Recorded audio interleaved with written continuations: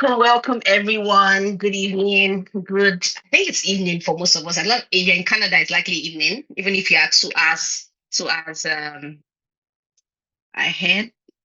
Like BC people, our Calgary people, 2 hours, well, BC people 3 hours. So I know we're not all in the same time zone, but good evening, happy weekend. I hope you're enjoying our weekend. So tonight we're going to be having a discussion around, and I mean, oblige me, we will try to keep this as conversational as possible. So we're going to have a discussion about something that's really like pertinent in our fire journeys, because for most of us here, at one point or the other, we would have some one kind of debt or the other that we would have one kind of debt or the other in the process of, on our journey to financial independence.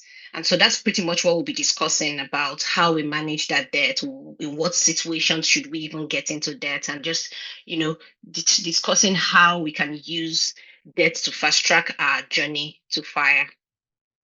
So that will pretty much our conversations this evening. Okay. So like what was the trigger for these conversations? I mean, you know, in the fire community, like we're typically talking about three things. We're typically talking about increasing your income, reducing your expenses, investing the difference. So in what situation do we find that there's like a need for that discussions around how we manage debts? And I'd say, first of all, when I'm coaching people on their personal finances, I find that there's like a huge number of people in our community that have high interest debt. So high interest debts being any debt above 4%. We also have that we have also have a large number of people who have low income, seeking to buy real estate and trying to figure out, you know, how can I do this? Like, what opportunity exists for me if I have low income or no income? Another thing I find is we have lots of people in the community who have credit card debt. Now, credit card debt, as we all know, is very high interest debt. So we have LOC debt, for instance, like typically like prime plus one, prime plus two, you know, and then we have credit card debt that's typically 20% and above. I've seen 18%, 19%, even 12%, but typically what you find is that you're having um credit card debts typically like double digits interest rates. We also want the us as a community to kind of understand, and like when we have our fire conversations, when we talk to people, whether they're inside in the community or not in the community, we want people to understand how to think about debt and what strategies we would use in terms of managing our debt. We would also want a situation where people are managing their debt, particularly in this high economic uncertainty. There's a lot of like people having job loss situations, a lot of people having one kind of financial stress or the other. So is there any one of us that is willing to share um a story? I mean, I can share, maybe I can go first, and maybe that would kind of encourage us to share. But I mean, I've seen like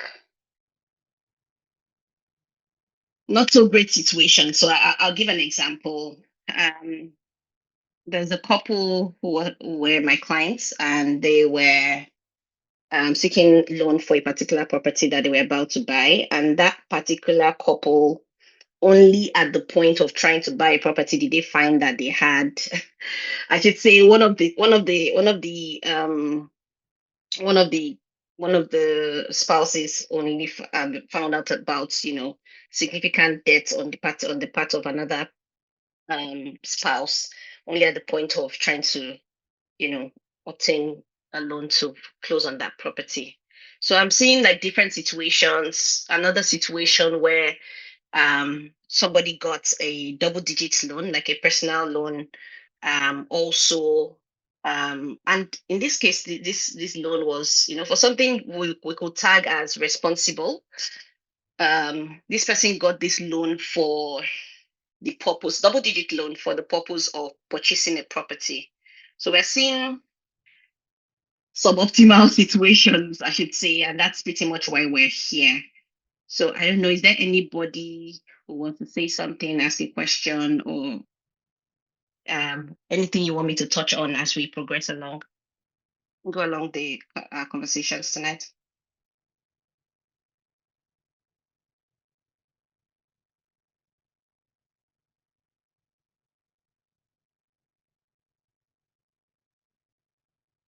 Okay, I think we can move forward. So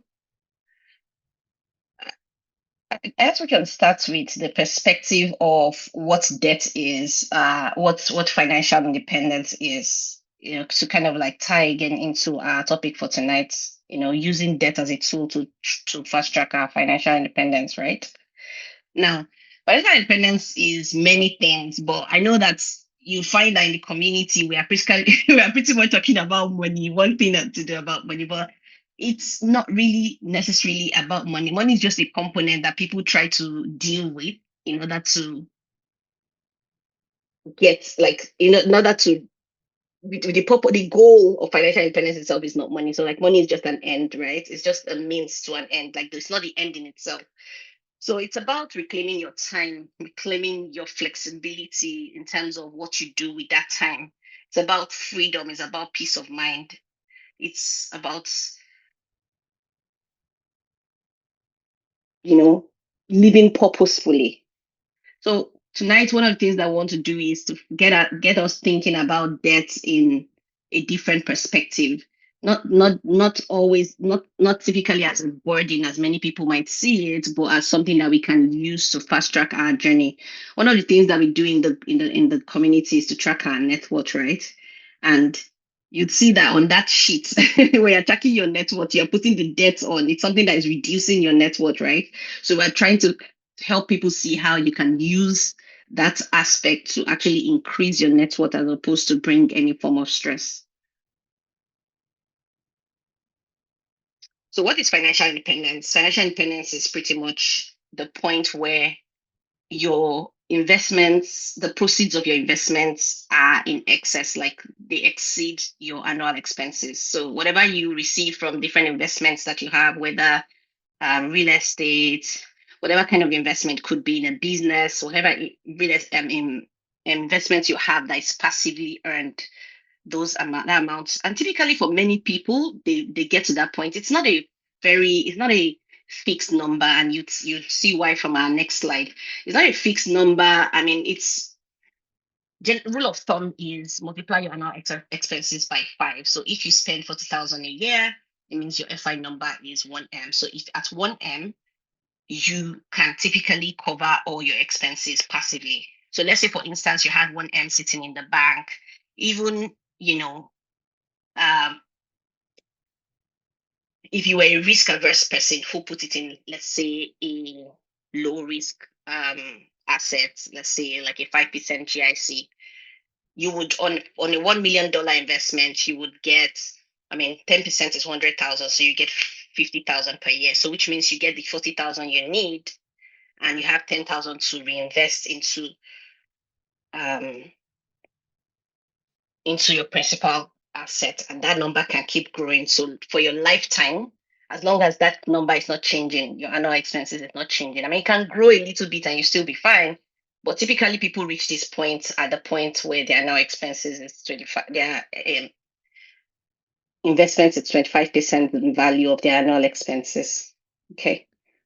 So the reason I said earlier that it's not cast in stone is because there's something called efficiency of capital. It just means how effectively is your money working to generate returns for you. So think of it as the return on your investment. Some people would invest and their return on investment is 5%. Same person would invest that same 1 million sample that we had, and their return on the investment is 12%. Some people would invest and they have a return of 30%.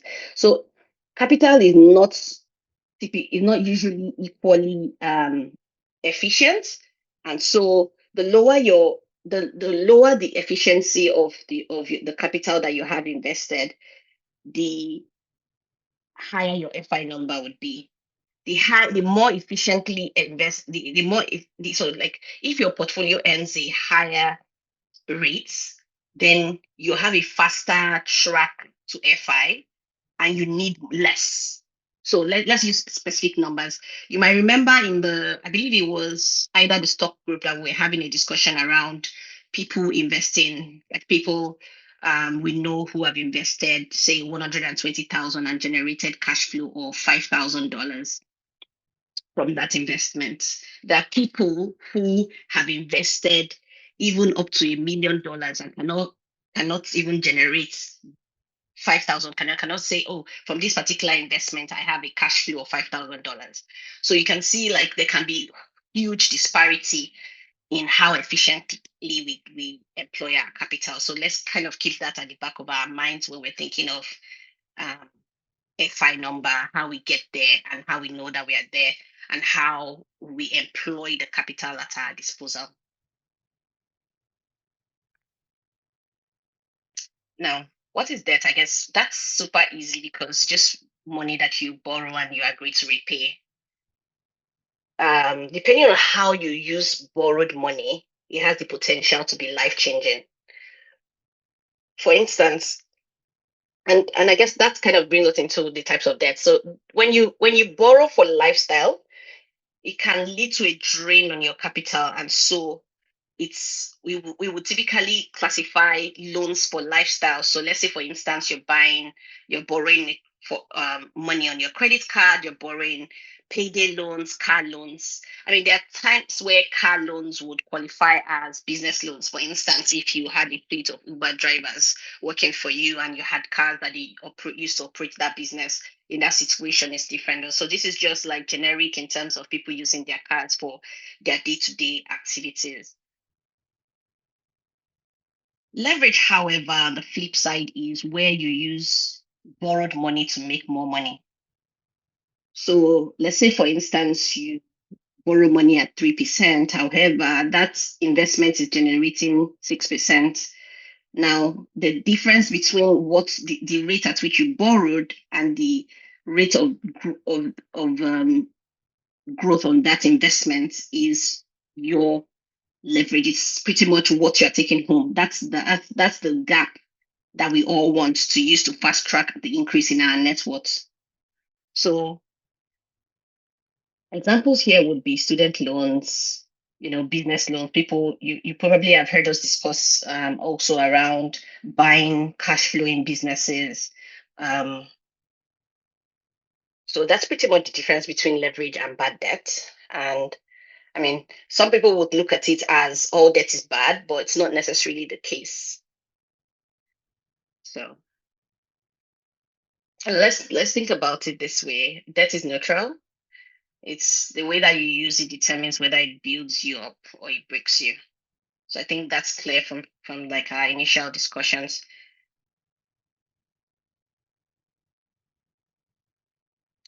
So I think one way we can start here is like just discussing guardrails, right? Guardrails in terms of how to keep ourselves from being in a place where the kind of debt that we have is troubling debt, right? So one of the ways is something we discuss about tracking what you spend and your net worth, because what you track grows, right? What you track gets taken care of.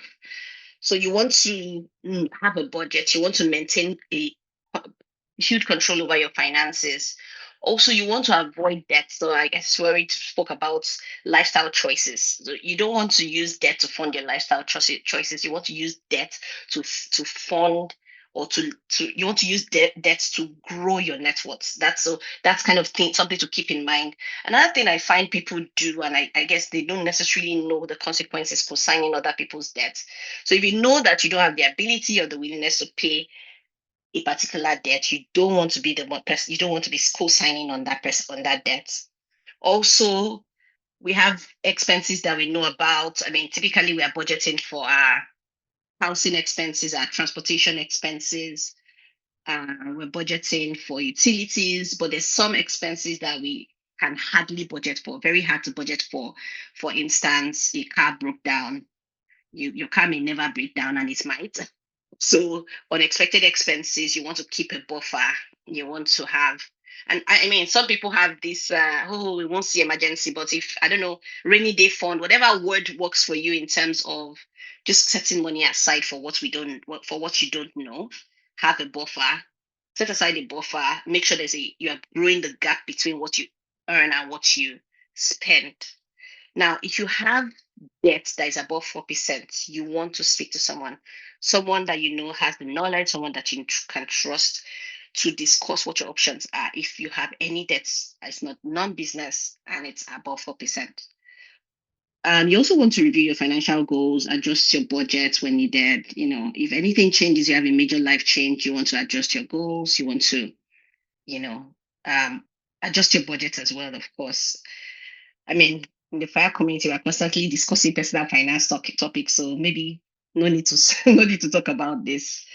But I'd like to sit a bit on this issue about communicating openly about finances with your partner, with your family members. I mean, family members being your adult family members. Um, so one thing I've seen in the process of originating loans is I've seen sometimes that the solution to people's finances is right in their home. You see people with bank balances, maybe one spouse has a bank balance that can deal with one another spouse's. So cooperation is very important. Like, if you think about it, that we have shared goals, we are working towards the same thing, you see how important it is to be transparent about your personal finances with whoever that you call your spouse, or whoever you call, I mean, for those of us that are single, for whoever we're calling our close friends. So let's openly communicate, of course, with caution, about finance matters. Personal finance matters, very, very important, and long run, we would get there. So let's talk about, I mean, this is guardrails, right? Some of us are like, oh, okay, what if I did not manage my finances well? What do I do? Like, how do I get out of a situation where I have debt that's not working for me? I have debt that's not growing my net worth. So the first thing you want to do is, as a matter of emergency, attack any debts with rates that any non-business debts with a rate above 4%. You want to attack it really hard. Now, this includes, of course, credit cards, number one, payday loans, number two. Um, Now it depends. I've seen payday loans at a lower or higher rates than credit cards. So pretty much you want to prioritize debts with a higher interest. Then you want to attack something with a medium. So medium rates would be like an LOC. Those would be like medium interest rate loans. So like some personal loans, you see like 10% personal loans, LOC at prime plus 2 to 4, but 2 to 5, 2 to 6 these days. Um, Also car loans, many car loans would fall in the range of medium. So you want to think about strategically about what goes first. Also, you then at the point where you have just mortgage debts, which is where I hope many of us are, then you want to think about whether that debt is tax advantaged or not. So you want to prioritize debt that is not tax advantaged, being you want to prioritize debt on a property, for instance, that you live in. Also, of course, if you have any low interest loans, you want to deprioritize that. So if you have low interest investment loans, low interest business loans, you want to um, attack those. So you want to prioritize debt that is not tax deductible over debt that is tax deductible.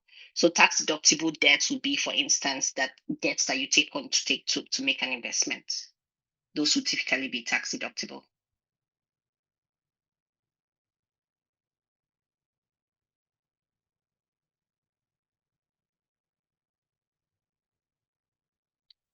So kind of continuing from our conversations around high interest debts and how that doesn't typically work for you to increase your net worth.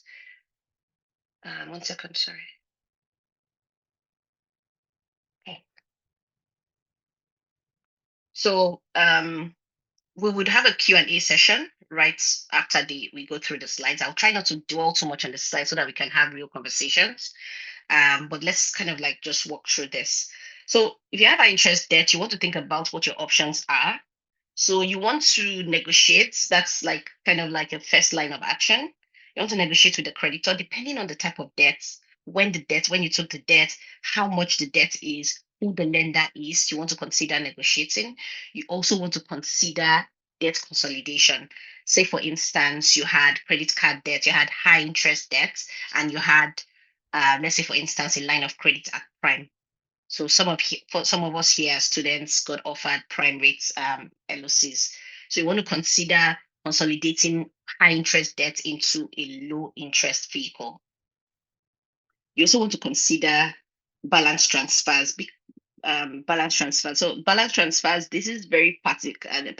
This is particularly for credit cards, where you find that people have high interest credit card debts and they can take advantage of balance transfers. So you'd see, I know BMO has one, a couple of lenders have balance transfer offers where for typically a 12-month period, but it's not cast in stone. I've seen 6 months as well, where for a particular period of time, you can transfer the balance on a particular. So let's say, for instance, a person had a loan at 22%, they could transfer that balance to the new card that is offering, say, 0% for 12 months, for instance. And so they have like a 12-month window to pay that off without paying any interest. Now, some of them would charge a transfer fees. I guess many of them would charge transfer fees, but I've seen some that don't charge any transfer fee. And but then you have to be mindful, because what I've found with balance transfer is that you have to be very careful. Sometimes people would do balance transfers, but then at the end of the promotional period, so let's say the promotional period is 6 months, promotional period is 1 year, you still find that they still have that debt. So they didn't necessarily take advantage of that break, that interest break, to pay it off. So they still come back to sometimes a worse position, because they might even have a higher amount on the credit card that they can spend than the previous credit card that they had a high interest on. So it's a solution that we should use cautiously, but it's still a solution for many of us to consider. Another option that we can consider is refinancing. So for many people who are locked into high interest, so when rates went crazy up, some people locked in 5.8, 5.96% interest. So depending on, because every person's situation is different. So just on a high level, a way to think about it is that the higher the farther it is, the farther your renewal date is, and the higher your interest rates, the more likely refinancing will make sense for you.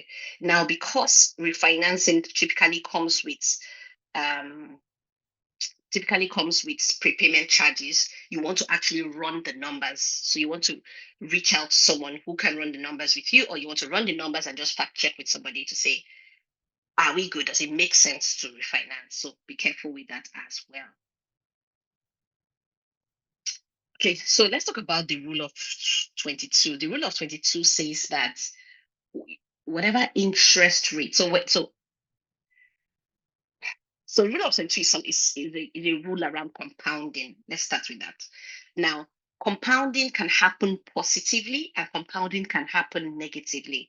Now, if compounding is happening positively, let's say, for instance, you have investments in the stock market growing at an average of 10% per annum, that investment is compounding positively. On the flip side, you could have debt compounding negatively. So if you have credit card debt of 22%, 72, so you always divide the 72 is remarkable because you're dividing your interest rates, whether it's the rate of growth on your investment or the rate of growth on the debt that you have, you are multiplying that by, so you're dividing 72 by your rate of interest to determine, 1 second, sorry, I need to admit.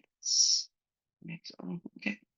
So you're saying 72 divided by your rate of interest to determine how frequently that investment will double, or how frequently that debt will double. So if you have debt as high as 22%, in a little over 3 years, that debt will double. So it's, you see why I say it calls for emergency. On the flip side, if you consolidate a 10,000 loan, say, let's say for instance, you have a 10,000 loan, credit card debt at 20%, and you consolidate that into a 6% vehicle, every year you'll be saving 1,400, and that's money that you can invest, right? So that's pretty much how to think about the rule of 72, whether positively or negatively. Now, coming back to the idea around debt being a neutral vehicle. So it's neutral. It's pretty much how do you use debt? Like how you use it determines whether it's working for you to increase your net worth or reducing your net worth. So if you have a 300K debt, you use it to buy a cash flowing business, you borrow that money at prime plus 2%. You might even be lucky to get a loan where if something happens, the business is not cash flowing, you're only liable for a portion of that debt, not the full debt. That can be very empowering. That can fast track your path to FI. On the flip side, owing 50K at 20%, that's like slavery, like financial slavery, I should say. Like, sorry if that word is triggering to anybody, but pretty much that's not where you want to be. Another way that people use debt to fast track their FI is pretty much borrowing. I mean, this is very popular in the community where people buy rental property, have a steady cash flow flowing from that credit, from that property, and it becomes a stepping stone. Some people have 1,500 monthly. Some people have as much as that I know of, as much as $5,000 monthly, from their rental property that they're able to invest further to grow their net worth.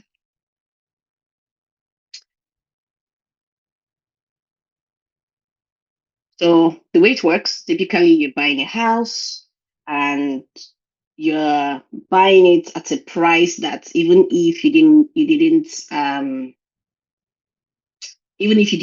rent it out, just capital appreciation alone is additional money to your pockets. You use the funds that you borrow to buy that rental property, use it to grow your future wealth, and then you use your credit score, of course, as a tool. As a tool, it's a tool because when you're borrowing money, one of the things that they check, of course, you get your income is checked, your current debt is checked, but also your credit score to see how responsible you've been with paying your debts in the past. Let's be careful with debt, and that's because when people borrow to invest, they're not thinking about what could happen if it doesn't work, right? So you always have to ask yourself, what if? What's the worst case scenario? What if I buy this rental property and I'm not able to rent it for a 6 month period? You know, how is that going to affect my finances? Do I have the capacity to afford the monthly mortgage payments for a 6 month period? So you want to always stress test your investments. You've seen people who bought a real estate flip, no capital appreciation, it just becomes bag that they are holding. We've seen um, investment property, people having investment property and even using their 9 to 5 inflow to fund the monthly expenses of such investment properties. We've seen people who take student loan. The student loan was either not necessary or they study history or some course that they couldn't really monetize that certificate with.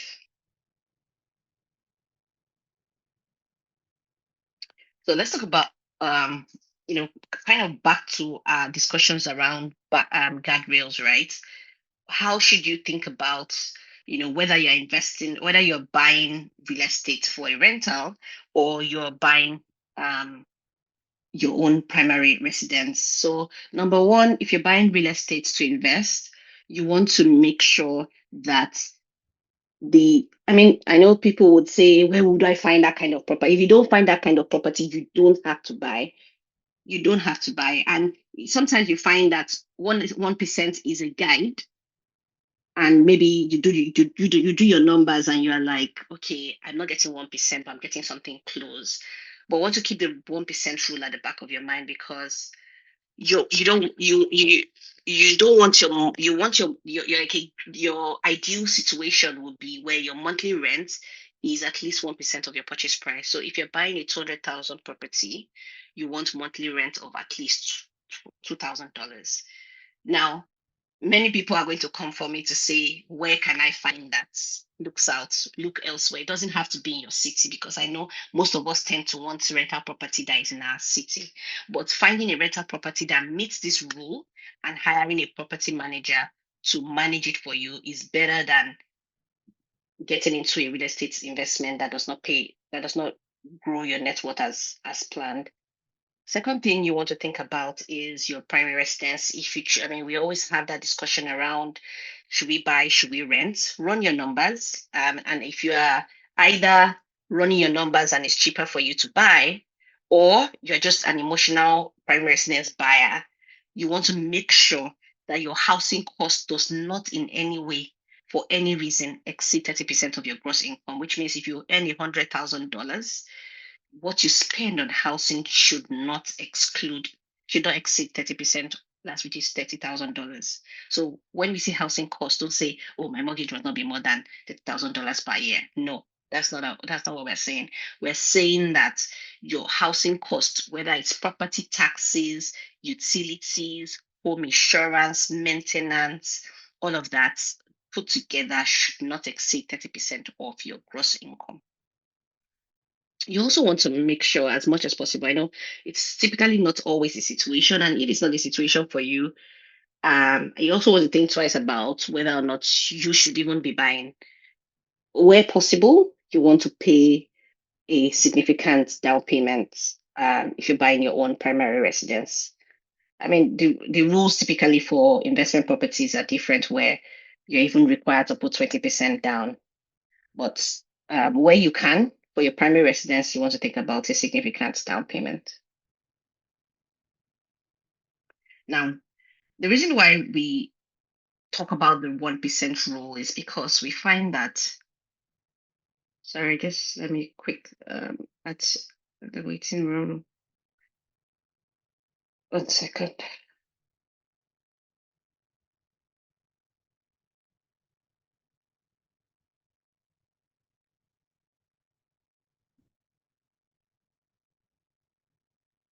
For some reason, I'm not able to admit. 1 second, guys, sorry.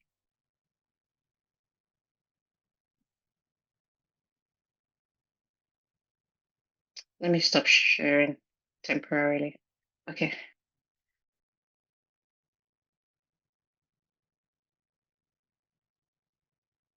okay. So the reason why we talk about the 1% rule and why it's important is because a lot of times it's easy to be blindsided by how many, or the how big your cost in terms of managing a real property is. You have to think about your mortgage interest. You have to think about even about property principal payback. You have to think about CMHC insurance. You have to think about property taxes. You have to think, and depending on your municipality, property taxes can run crazy. The cost of property taxes in the long run can be higher than the cost of even buying the house. Don't think about landlord insurance.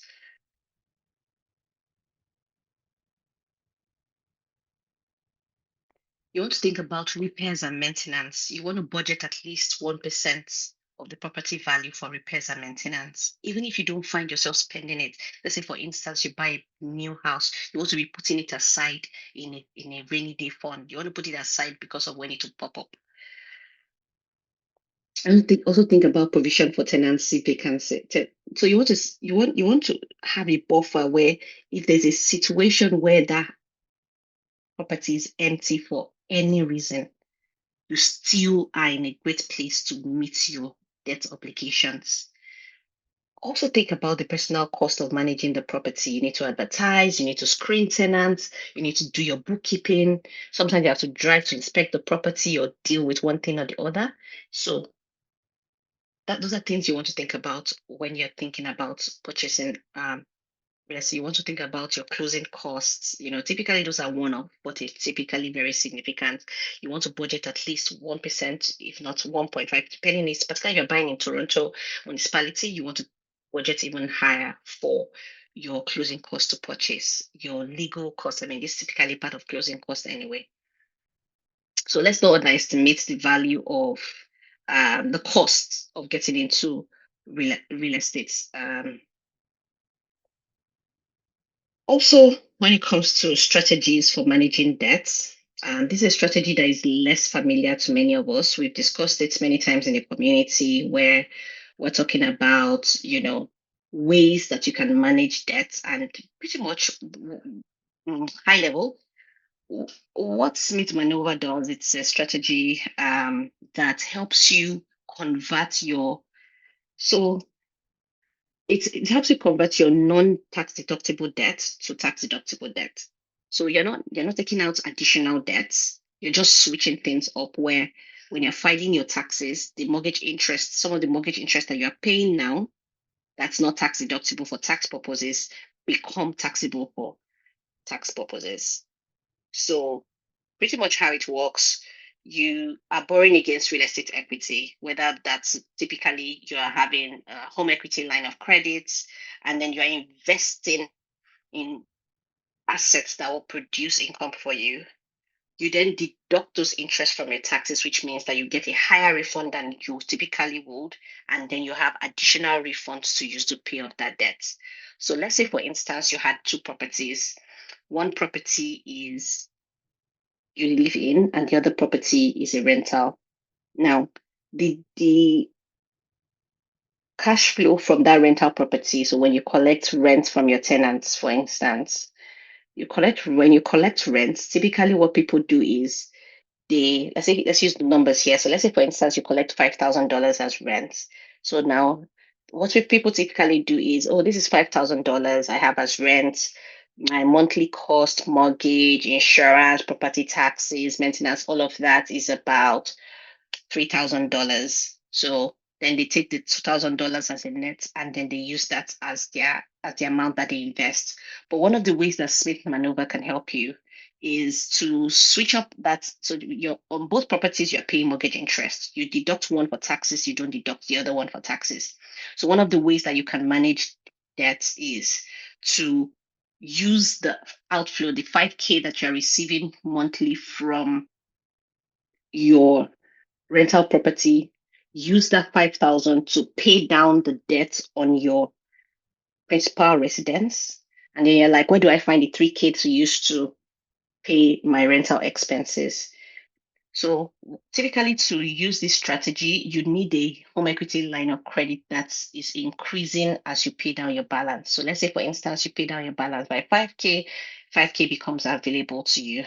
So when that amount becomes available to you, you draw from the line of credit and use to pay the 3,000 that is the cost of managing the rental property.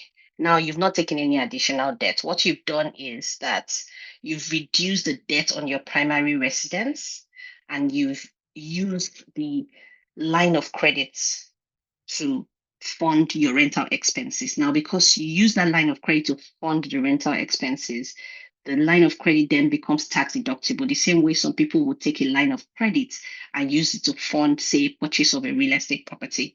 Now, this is when we encourage people to say, pay off your debts, pay off your non-tax deductible debts. Typically, we're saying draw from cash flow you already have.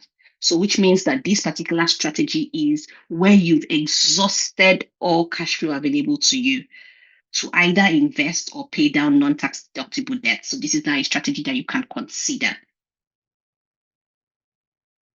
to even pay it down further, right? Because for many of us, you find prepayment privileges would run as high as 20% of the original loan. So let's say, for instance, you borrowed 500,000, your prepayment privileges might be 100,000.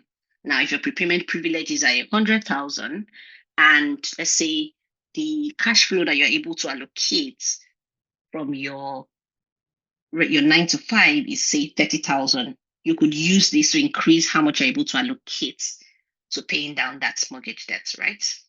And so use with caution. Then there are like tricks and tips. CRA has a guide that kind of explains cash damming and how to man- manage it in a way that keeps your taxes deductible. This is just a way like people fast track. So some people, let's say for instance, many of us have our investment platform set up to reinvest our dividends. So some people would, rather than invest the dividends directly, all of the dividends that they receive in from their investments, they flow that into paying down their principal residence and then take that dividend and go to reinvest it back. So it's kind of like making those dividends that you just have reinvested without making it without making that amount tax deductible. They make it tax deductible by flowing it through their primary residence first.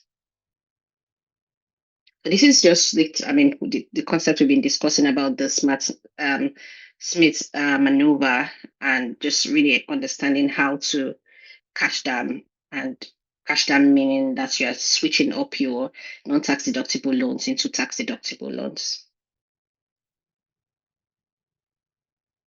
So strategies to pay off your mortgage in 10 years. And the reason why we are coming to this is because, as we know, this is a very popular non-tax deductible loan that many of us have. I'd say here you shouldn't follow what you can see on the screen. What you should follow is, first of all, checking your own particular financial institution. So check with your lender, check in your mortgage letter. So if you check in your mortgage letter, your commitment letter, you'll see what your prepayment privileges are. So if they allow biweekly payments, if they allow more frequent payments than that. For instance, many lenders allow even weekly payments. Now, not many people can cope with that. I find the most popular being biweekly, that people find that they're comfortable with coping with.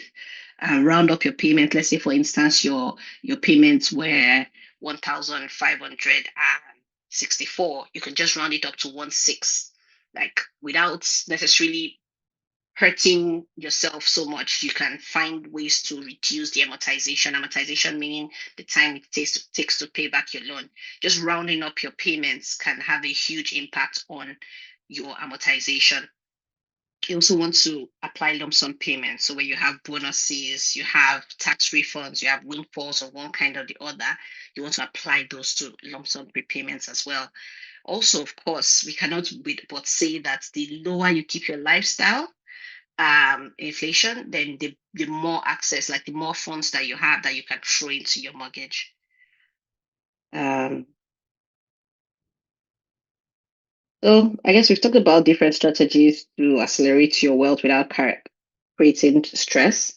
And I think just puts it together about, thinking long term, not short term, automating repayments, also so that you're not like you're not using willpower to make you're kind of just creating an automatic system that pays off your debt over time. Non-tax deductible debt. You also want to make sure that you're thinking about your debt in terms of how that debt increases your net worth, and also balancing borrowing with a significant emergency cushion. So where the unexpected is managed by that cushion.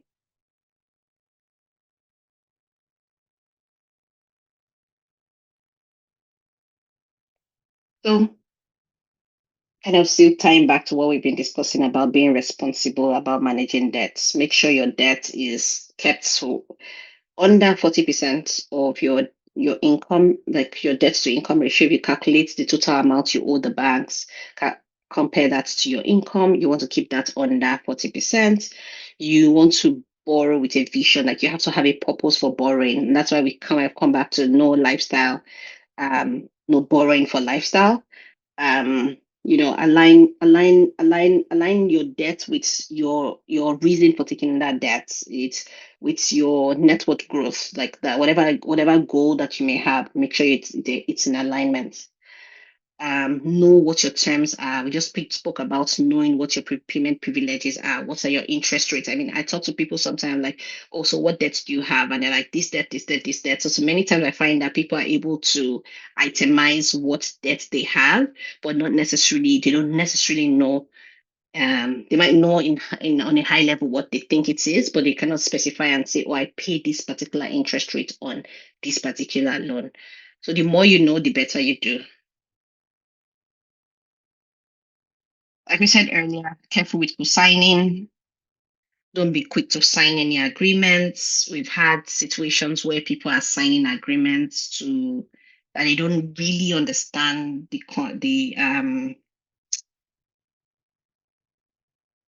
like the implication of what they're signing, and sometimes people get into debt for those reasons. Be also be very careful. A lot of scammers out there, people trying to get into your pockets. Be very careful about what you agree to, about what you accept into your life.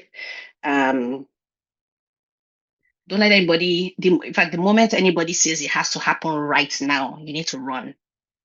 Like the moment someone says right now, like that should be like a red flag for you to say no and keep your no. you know Make sure you have like diversity in terms of the kinds of debts that you have. Use your credit cards responsibly. If you have lines of credit, if you have mortgage debt, if you have business loans, don't be tied to one kind of debt, and have a buffer as well to manage those debts, and of course pay more than minimum on your non-tax deductible debt. So this particular slide, I don't want to dwell too much on it, and that's because many of us are middle age, so it's not something that we hope that any of us would ever need, but it's something that we might know somebody in the course of our work who needs it. It's a product, and sometimes when we have discussions around, you know, um, your home not being an investment, your home being like a forced saving.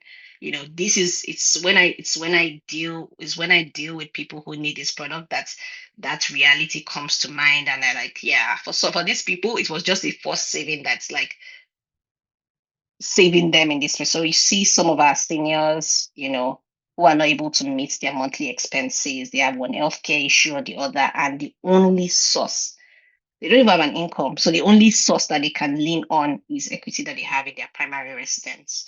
So I wouldn't dwell too much on it. If you think there's anybody that needs this kind of product, of course, you can reach out to discuss, and you can talk to them as well so that they're more in the know in terms of what their options might be. It's not something that we hope anybody needs. It's not a first choice. And so here we are, ready to answer your questions.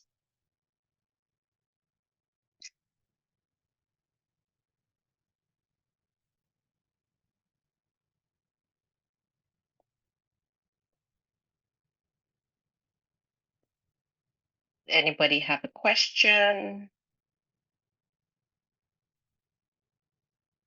So, I We mean, I just want to understand. say, Okay. I wanted to say thank you. Thanks for going through that a lot.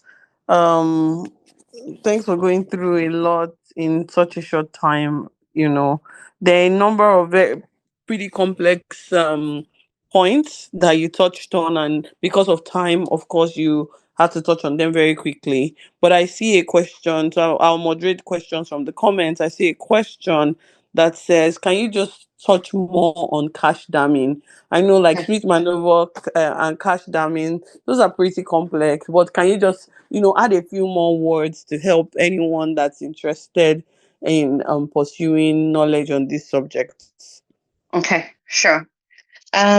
So like I said earlier, cash damming is not something that you need if you have a huge cash flow that means that paying down your non-tax deductible debts, you have enough cash flow to maximize payment privileges on your non-tax deductible debts. But if you are in a situation where you would like to pay down your non-tax deductible debts and you also have tax deductible debts, one of the options that you have is to, and I've seen people use this, like in a way that I would say it's not too bad, is take line of, so, okay, let's start with the goal. What's the goal of rental cash damming? The idea around rental cash damming is to make more. So you have debt already. You're not trying to increase that debt. You're trying to reduce that debt. Now, in the process of reducing that debt, you want to increase the tax deductibility of that debt. Now, any money that you borrow to operate a business is tax deductible.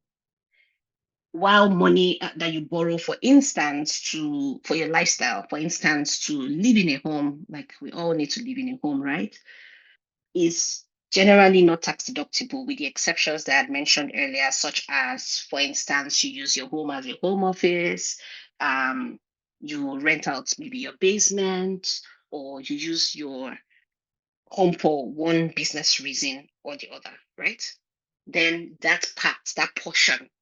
So let's say you use 10% of your home for business, or you use 10%, or your basement is, say, 2/3 of your home, then a portion of your mortgage interest is tax deductible.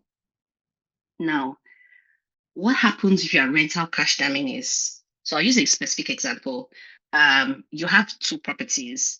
One property is a rental, the other property is your primary residence.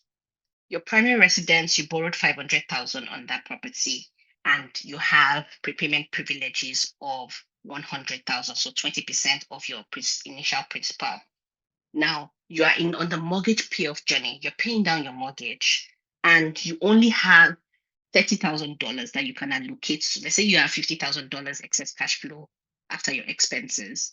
You're allocating $30,000 to paying down that principal, and you're allocating 20,000 to maxing your TFSA, your RRSP, your children's RESP, and all of that, right? However, you still have bandwidth to pay an extra $50,000 on that loan. Meanwhile, you have a rental property that you collect a rental income of $5,000 on. Now, in a year, you collect $60,000 on that rental property. If you're going to if you're not cash damming, what you would do is, oh, let's say my expenses on that rental property is 3,000. I collect rent of 5,000, and I have a cash flow of 2,000. That 2,000 in a year is 24,000. I add that 24,000 and further use it to invest or pay down my mortgage. Now, if you it's not as efficient to do that. Another on the flip side, you can be more tax efficient by taking an LOC on that rental property. And the reason I'm saying on that rental property is that you could take a HELOC on your principal residence, but because you want to keep the roof over your head as safe as possible, you don't want, as much as it's in your control, you don't want a HELOC on your primary residence. Now, you can take a HELOC on your rental property and use that HELOC to pay that 3,000 monthly expense. That's 36,000, right?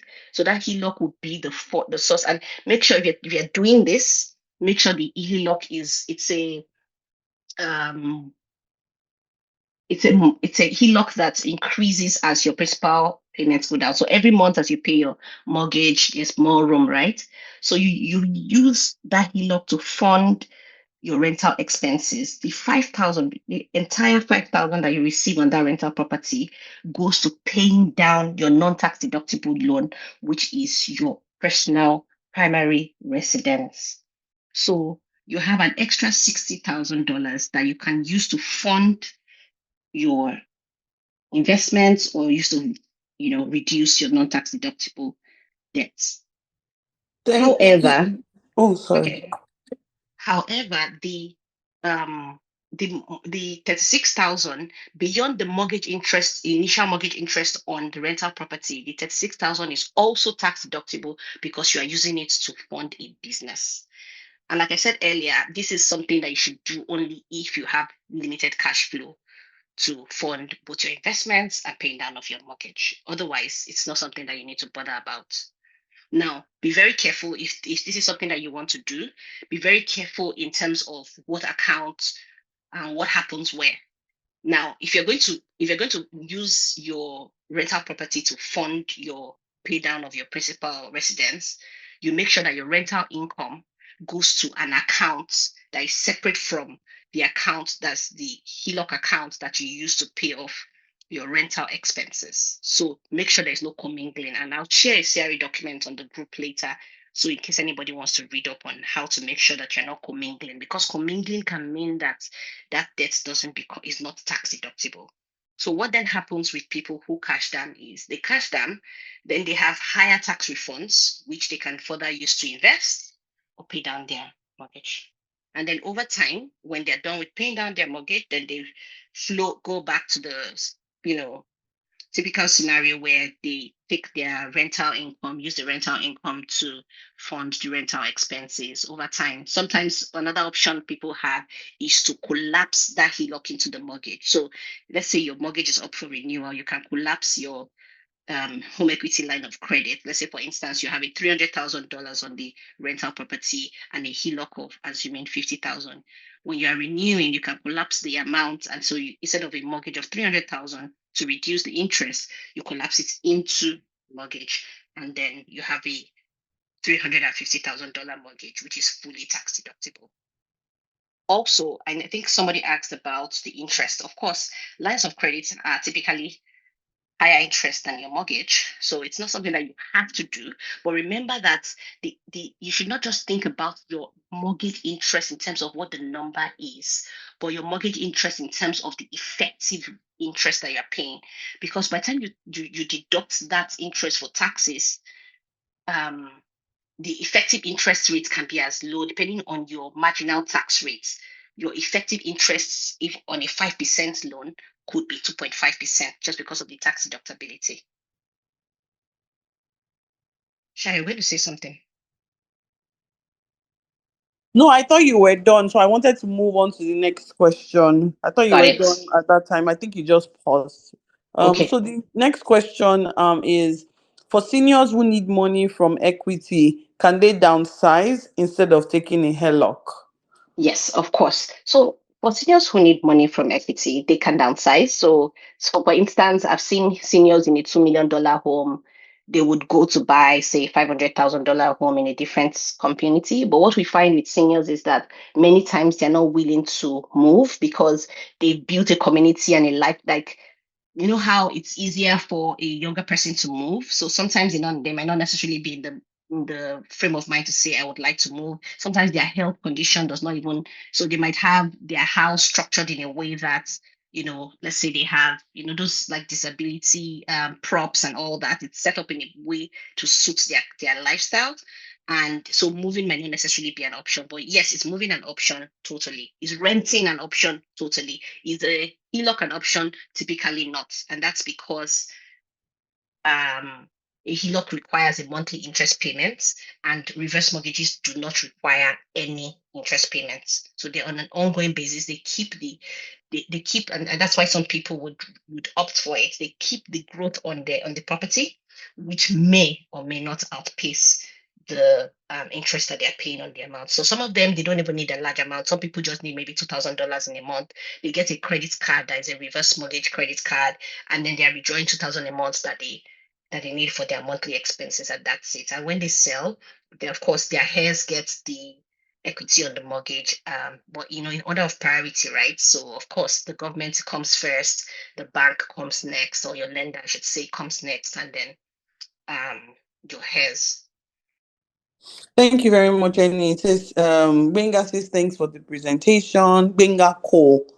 And then another question says, can one use part of their HELOC to make lump sum principal payment on primary residence? So I'm assuming that this question is, if you take a HELOC on your investment property, can you use some of that to pay down your primary residence? Yes. So there's a whole, I should say, literature around fast tracking the payoff of your principal residence by using a HELOC. Now, fast tracking would make sense if you have a significant buffer monthly. So let's say, for instance, you earn 5K a month, you only spend 2,000, and you have 3,000 that you can throw back into the HELOC monthly. So you find that you're not paying the HELOC rates. So the HELOC rates will be typically higher than the mortgage rate, but then because you're paying it more speedily with no limit on the prepayment privileges, you can pay a HELOC. And like if you had a windfall of 50,000, you can pay your HELOC off at once, typically. On like a mortgage where you have to really think about, okay, how much am I allowed to pay without paying a penalty? So yes, there's a whole, like, if you want to do the numbers, yes, there's even calculators that will help you calculate whether it makes sense for you or not. So, Annie, I don't know if you answered this person's question. The question is, can I use part of my HELOC to make lump sum principal payment on my primary residence? But the answer was yes, and I explained why it might Okay. make sense. Okay. So I can take my HELOC on an investment property to pay down on my principal residence just like Oh, that. but Like, the person didn't say HELOC on investment property. The person just says HELOC. So we don't know if the person is referring to HELOC on primary residence or HELOC on investment property. So, but if you are oh, referring to HELOC on investment property, remember that you want to be careful to keep that interest tax deductible. If you take a HELOC on your investment property and you use it to pay down your primary residence, it's not going to be tax deductible. And that's because you're not using it for a business purpose. So what you use, the purpose, the reason, or the use of the fund determines whether it's tax deductible or not. So if your goal is tax deductibility, then that's a completely different conversation, versus would it make sense to do so to fast track the payment? So like, let's say for instance, you take a HELOC on your principal residence and you used to pay down the mortgage on your principal residence. So maybe you can clarify the question and let us know what you were thinking. Thank you so much, Annie. So, thank you for the presentation. So, it's actually on the principal, the primary residence. You look on the primary residence. Right, which was what I answered to say, yes, you can take a HELOC on your primary residence, use it to pay down your um your primary residence mortgage, as long as the speed at which you're paying down that HELOC is faster than the total amount of mortgage interest you're paying on the HELOC is less than the interest that you're paying on the mortgage that you would have paid on the mortgage, just because of the speed at which you're paying it down. So in that situation, you're using your HELOC as your salary account. So let's say, for instance, you receive a salary of $5,000, you put it straight into the HELOC, and on a need basis, you take it out. So that way, you can keep at a bare minimum the interest that you're paying on that HELOC. okay, excellent. Thank you for the session. Are there tools available to calculate cost of switching to another lender to take advantage of lower interest rates? Yes, there are certainly tools for determining whether or not a refinancing makes sense. You want to check Rate Hub. Rate Hub has a good tool to help you check if it makes sense or not. You can also talk to your mortgage broker to help you determine whether or not it makes sense. Great. I just got the chance to join. Please, will there be a rerun session and would you share the slideshow, please? There's no plan to share the slideshow. A rerun, we might have a rerun. There's no plan right now, but yes, we plan to have the Zoom sessions as much as possible. We could have like a quarterly cadence, or I'm not sure a monthly cadence will work, but yeah, at least a quarterly cadence will happen where we're rerunning session. It might not be on this particular topic, but yes, we will be discussing our fire topics from time to time together. Thanks, Annie. Well, Using the Smith. I believe this session is recorded. No, Yes, it is. you can always go back. Yes, of course. I can share the link if you want to rewatch. Great. So the next question. Using the Smith maneuver concept would lead to higher interest being claimed on investment properties. Could this pose a problem with CRA if investment properties are consistently loss making yearly? Yes, it's a good question. In fact, we've seen CRA write to people to say, send us your, I don't remember how many year plan they asked them to send to say, to let us know when you expect this property to be profit making. Because, of course, CRA is not hoping that you'll be in a loss position forever. So even if you were not cash damming, you could find CRA raising an eyebrow about consistent losses, even for a regular business. Forget rental businesses. Even a regular business can have CRA raise an eyebrow about whether or not the business is set up to make profits. Maybe even though the poster didn't ask that question, so what can we do to minimize that scrutiny? Are there any tips you have that you can share with us if we're implementing some of these strategies to manage the way we do it so that we are not I think the putting first way is to ourselves. think about it as we don't even have to do it. First of all, if your property is already loss making, you want to rethink whether or not you want to use the strategy. Now, if the property is not loss making or even just breaking even, you might be fine. And the thing is, CRA is not going to say you cannot make loss for 1 year or 2 years. It just shouldn't be perpetual. And you also have to prove that you actually set up that um, property to actually make profit for you in the long run. So it's not like CRA. I mean, it's typically like a question of fact, right? Whether or not you set it up for so it's not really like something that you would do to make CRA. I mean, you can hope that CRA will not come for you. You can already from the get-go set yourself up to not buy investment properties that are loss making. If you find yourself in a situation where you have properties that are loss making, think about strategies to get yourself off that loss situation. So for instance, we've seen people who would typically be in a loss making situation rent out, make their residence or their rental property a rooming residence, and because they're renting to multiple people, then it becomes profit making as opposed to loss making. So for some people, an Airbnb will make more sense. Some people, a rooming arrangement will make more sense. So just can also talk to admin, talk to someone about how you can rearrange your residence to make profits. Thanks, Amy.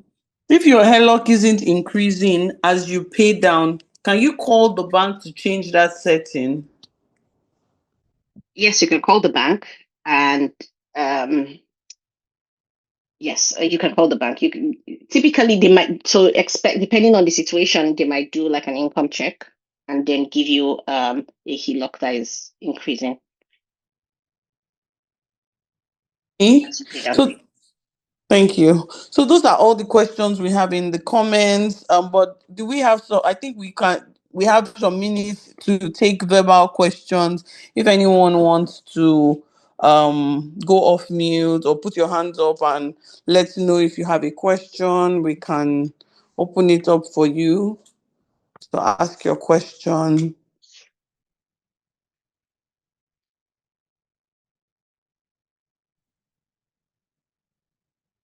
So we have a comment which is just providing additional clarity to that last question. Not all HELOC are readvanceable, and not all institutions offer this. What we need to ask for is a readvanceable HELOC. So that's just giving you the technical words when you have the conversation with your bank. For the Yeah, person that asked the question, you should be asking for a readvanceable HELOC. Thank you very much for that additional comment. yeah, thank you. Indeed, it's a readvanceable mortgage actually. So you're saying that when you pay down your mortgage, your HELOC balance increases. So yeah, you want to make sure that your lender actually offers this. Okay, sounds like we have no further questions or comments. And so any concluding words? Well, I guess I'll conclude by saying that it's important that we speak out. I find that they say a problem shared is a problem half solved, and that's of course a problem that you share with the right person.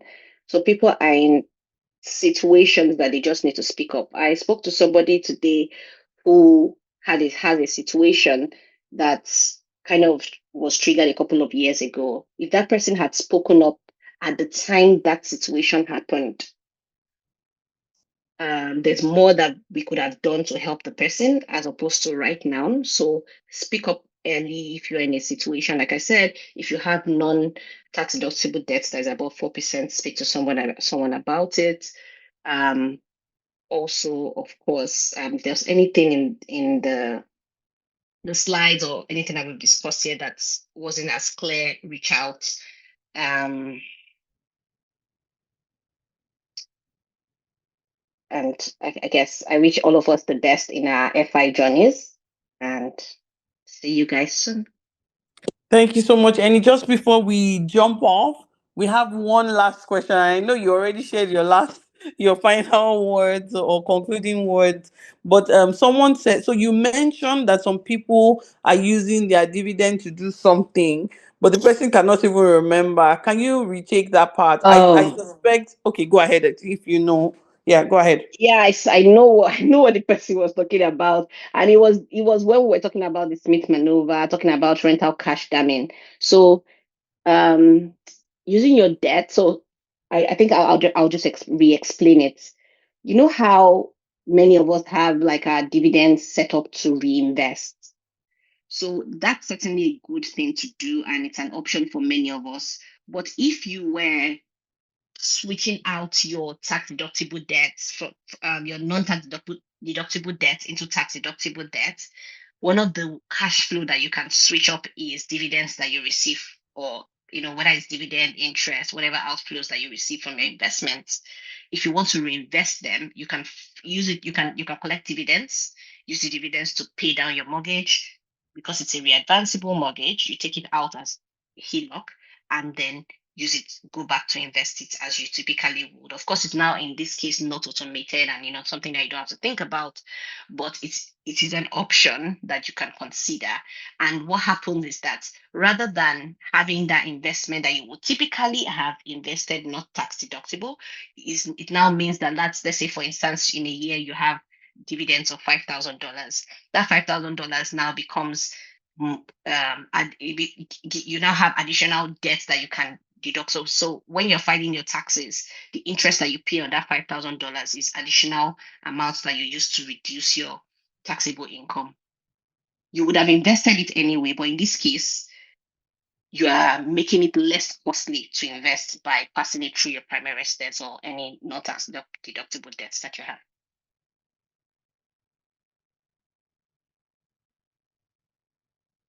I hope that helped. I hope that was clear. Yeah, I think so. Okay. Thanks, everyone. It's a wrap. Have a lovely evening. Take care. Thank you. Thank you, everyone, for listening. Thank you, Eniola. This was Sure. really good. Thank you. Have a good night, everyone.